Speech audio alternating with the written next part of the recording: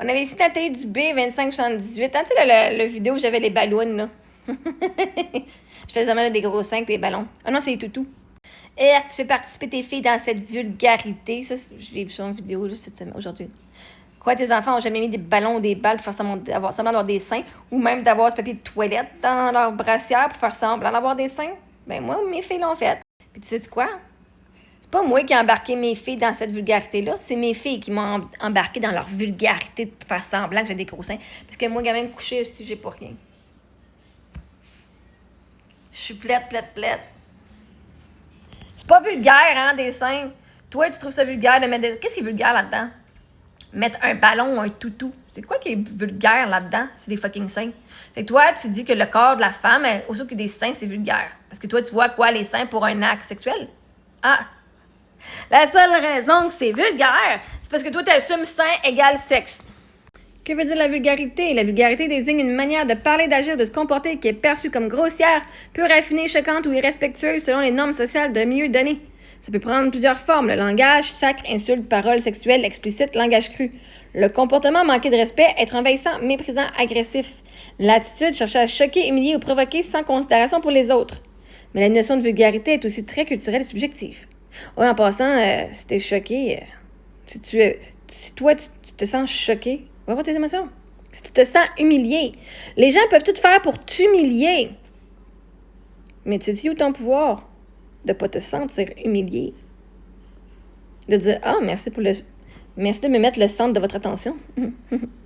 Mais la notion de vulgarité est aussi très culturelle et subjective. Ce qu'une personne trouve vulgaire, une autre peut le voir comme l'authenticité de la franchise, de l'humour ou simplement une façon populaire de parler. Je mets des ballons comme gros seins, là, c'était de l'humour, OK? J'ai des petits seins, puis la joke, c'est que j'ai des petits seins.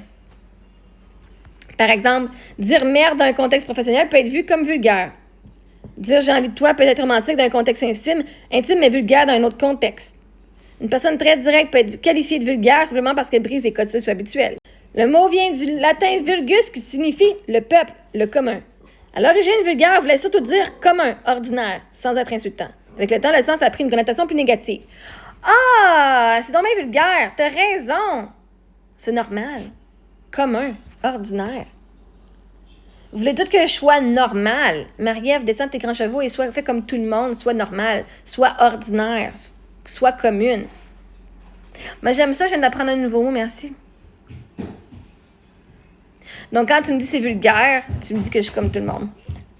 Pas raffiné. À ce que je sache, le Québec n'est pas raffiné. La majorité des gens au Québec ne sont pas raffinés, n'ont pas de classe.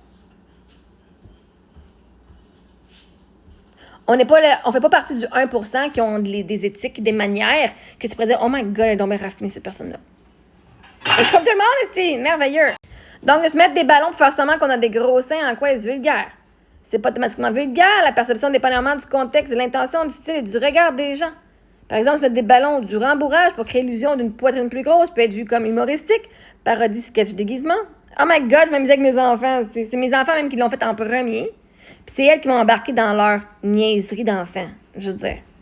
J'ai embarqué puis je suis une bonne mère aussi. J'aime mes enfants puis j'aime ça passer du temps avec eux autres puis jouer avec eux autres. Beaucoup plus qu'avant.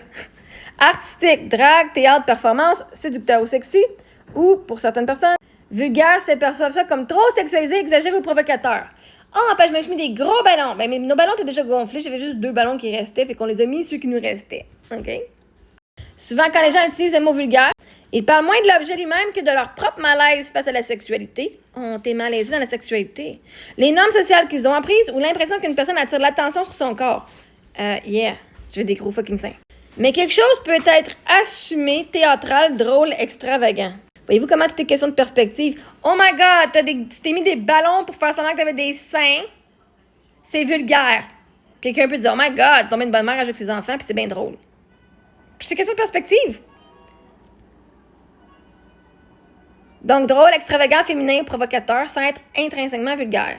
2 personnes peuvent voir exactement la même tenue ou le même geste et avoir des réactions complètement différentes. Fait que maintenant, la question à se poser, c'est pourquoi est-ce que toi, tu vois ça sexuel? Pourquoi est-ce que toi, tu vois ça provocateur? Pourquoi est-ce que toi, tu vois ça vulgaire?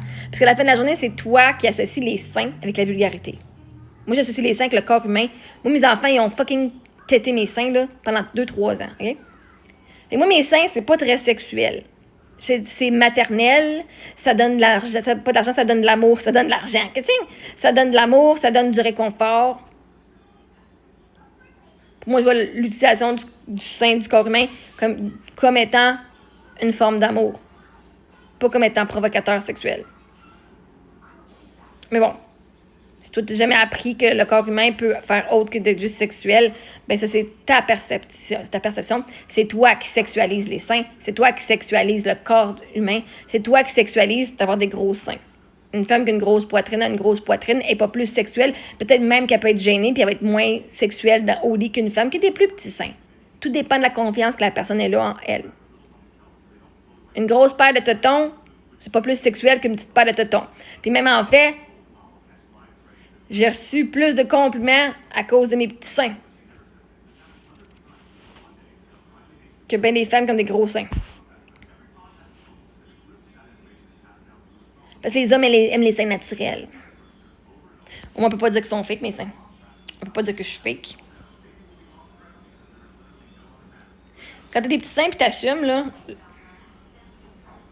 le monde, là, quand ils vont te voir, il y en a qui aiment les gros seins. C'est correct. Non, mais je veux dire, il y en a pour tout. Tout le monde a des seins différents, là. Fait que tant que toi, t'aimes tes seins, c'est ce qui compte. Mais si tu as une paire de seins puis tu sexualises ça tout de suite, c'est toi qui as un problème. C'est toi qui es sexuel puis qui est perverse dans ta tête. Pas les seins. Le sein fait partie du corps humain, comme les hommes ont des mamelons aussi. Quand je regarde un homme avec un torse nu, est-ce que je suis en train d'imaginer de plein d'affaires qu'eux autres? Non. Je vois ses mamelons, je fais Chris, va te mettre un chandail. Dans ma tête.